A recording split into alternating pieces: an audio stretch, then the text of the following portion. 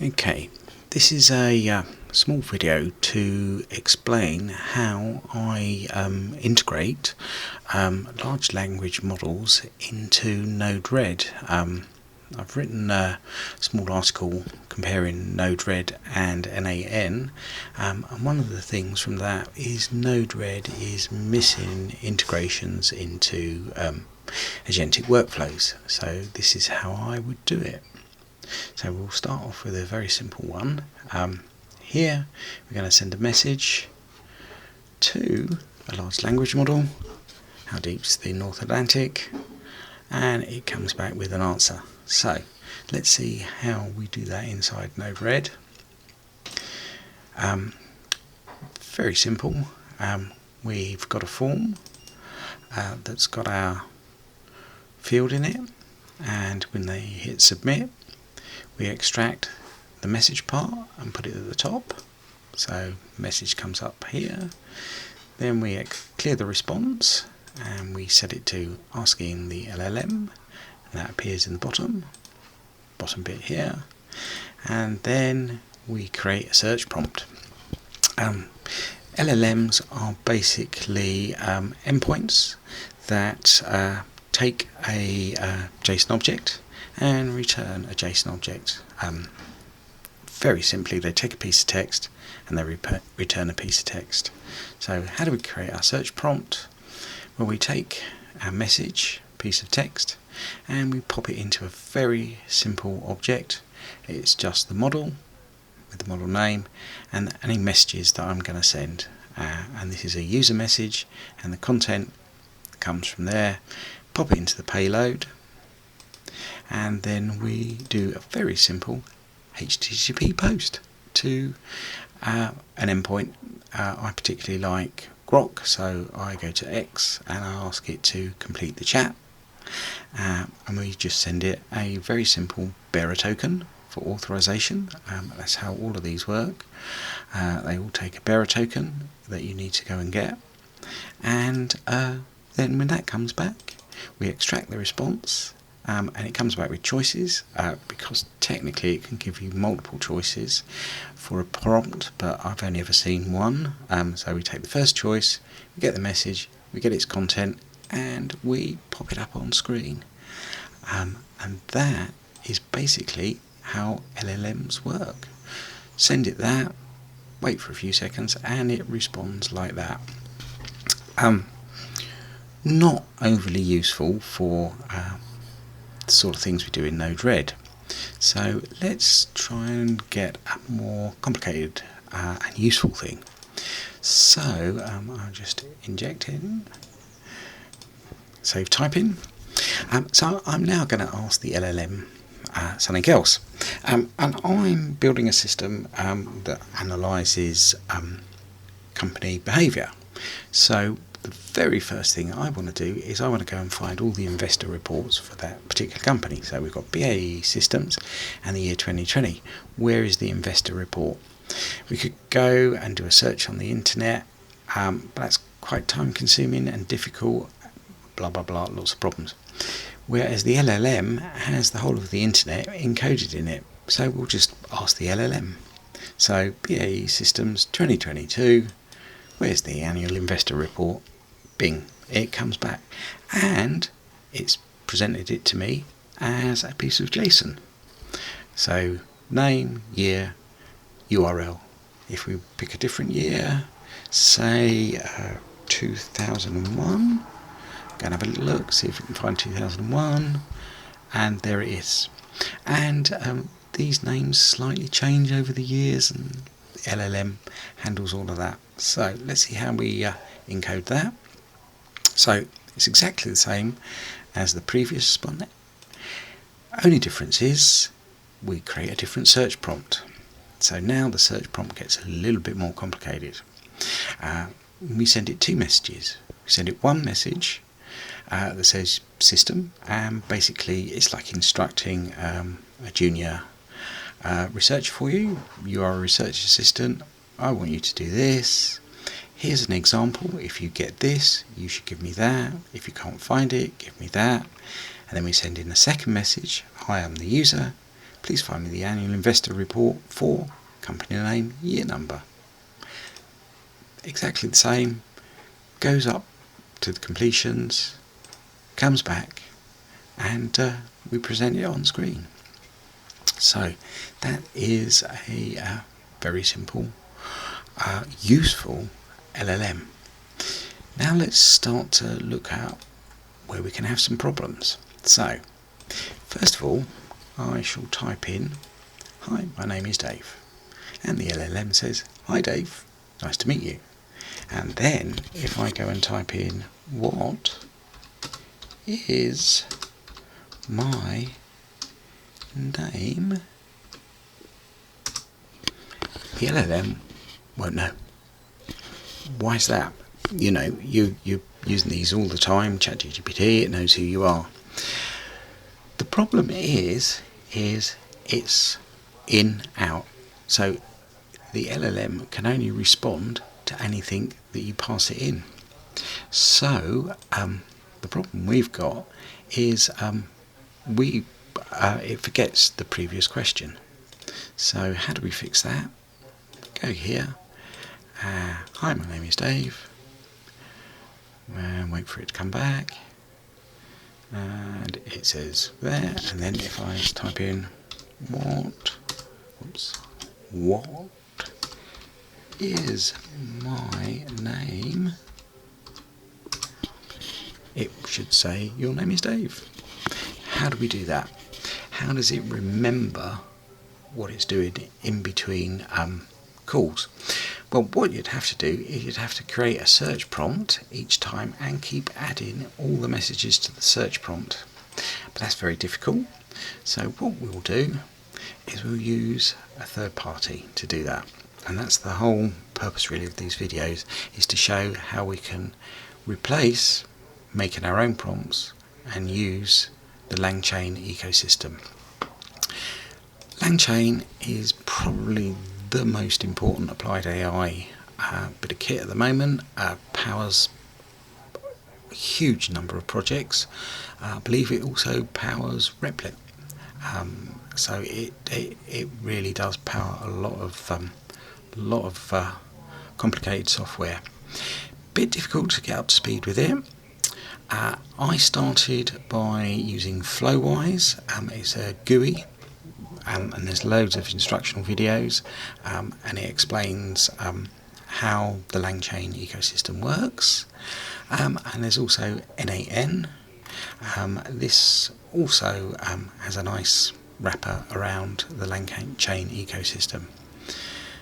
Unfortunately, we don't have this in Node-RED, so there's loads of things that Node-RED does really, really well, except for this tiny little thing, and I need to be able to integrate Langchain into my flows. So this is how I do it. So it's basically a simple function node. We need to go and npm install the Langchain bits and pieces, which you will learn about through Flowise or reading the Langchain documentation. In Node-RED, we can't do imports, so what we do is we put all the module names here, and they get put into variables here. Then on startup, rather than doing import, we just pull them out of the constants. So that's that part of the puzzle fixed. The way Langchain works is you need a model, an LLM, and you just get that from the Langchain system. And the great thing about that is it is the jQuery for LLMs, because they're all different, they all want their prompts in certain ways, whereas Langchain's got this covered for you, and it's just a common interface to all the different models. So chat XAI model, set the temperature. Temperature 0 means don't hallucinate, just give me the facts. Then we need some memory, and rather than doing that ourselves, we've got a buffer window memory, and basically that remembers the previous 5 messages and injects them every time into the LLM every time you ask it a question.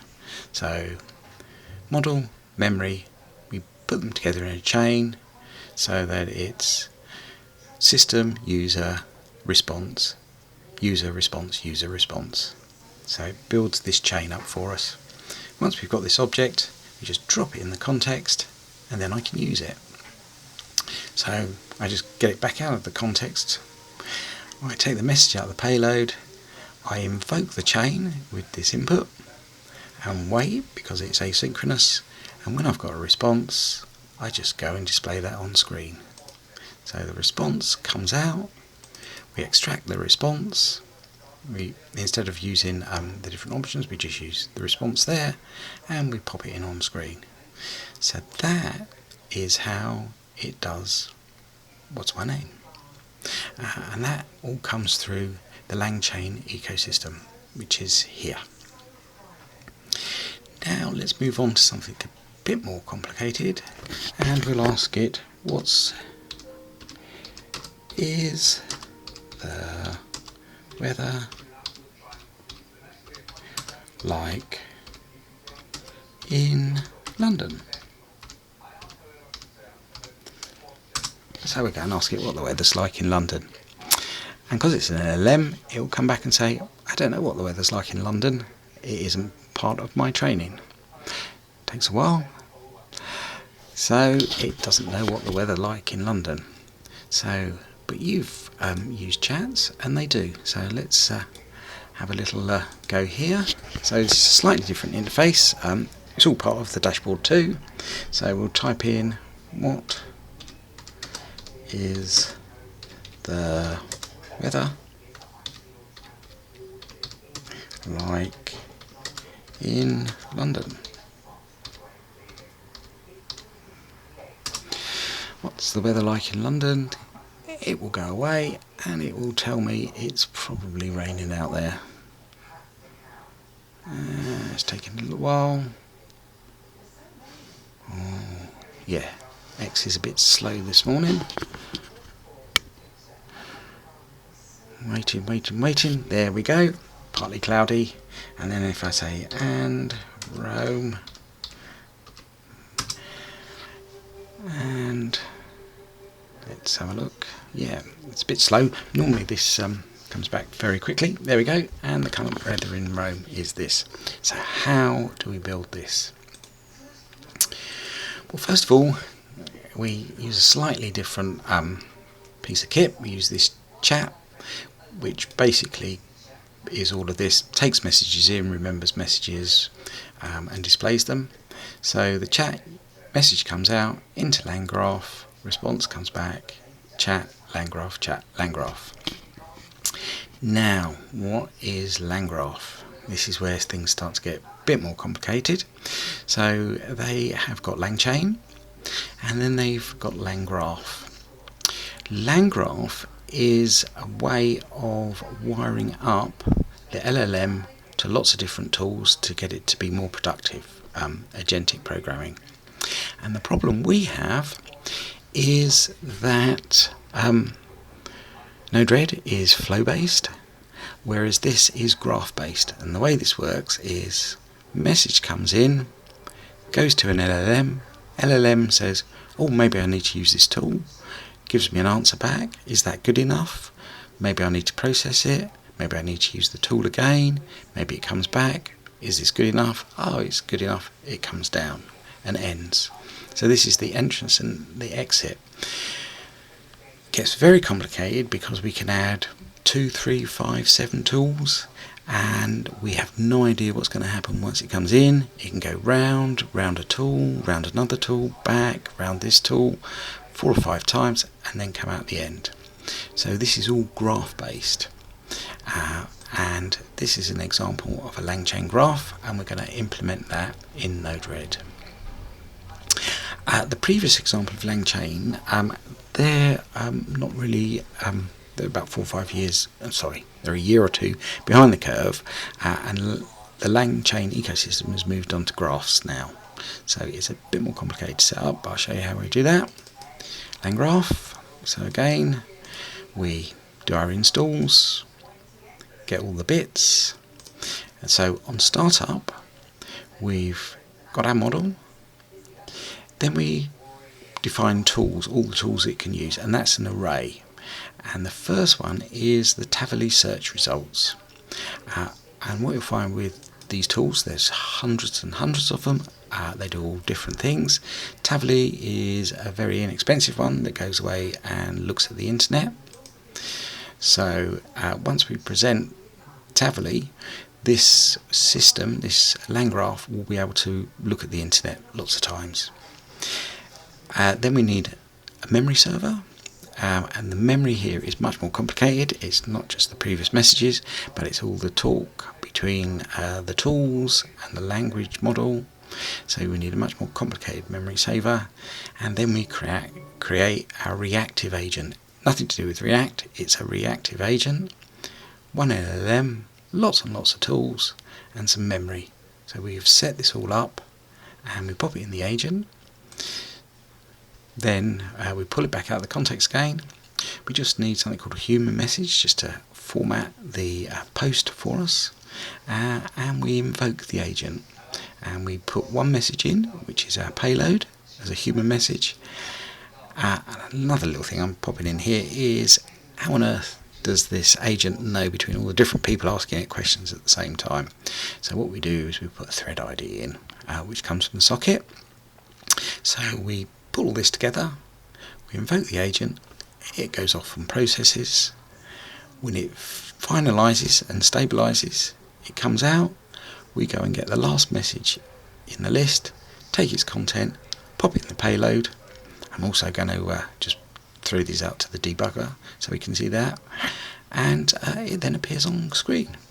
So that is how that works. That goes in, goes into an agent, goes round, comes out, goes in, goes round, comes out.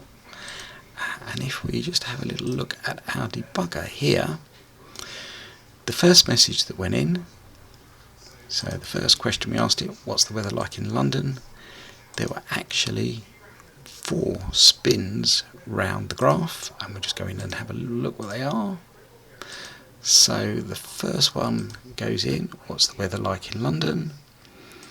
It then decides it needs to call a tool, and it says to the tool, current weather in London.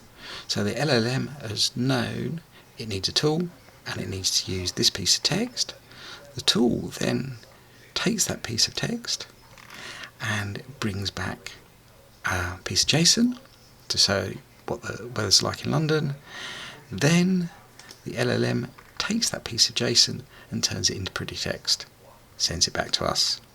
And then obviously in the next one we've got all the original bits, because they all have to go in, and then we go and roam, and then it will know to go out to the tool call, and it will ask for current weather in Rome, and it all comes back. So that's basically how this all works, and how we can integrate the Langchain system into our Node-RED packages.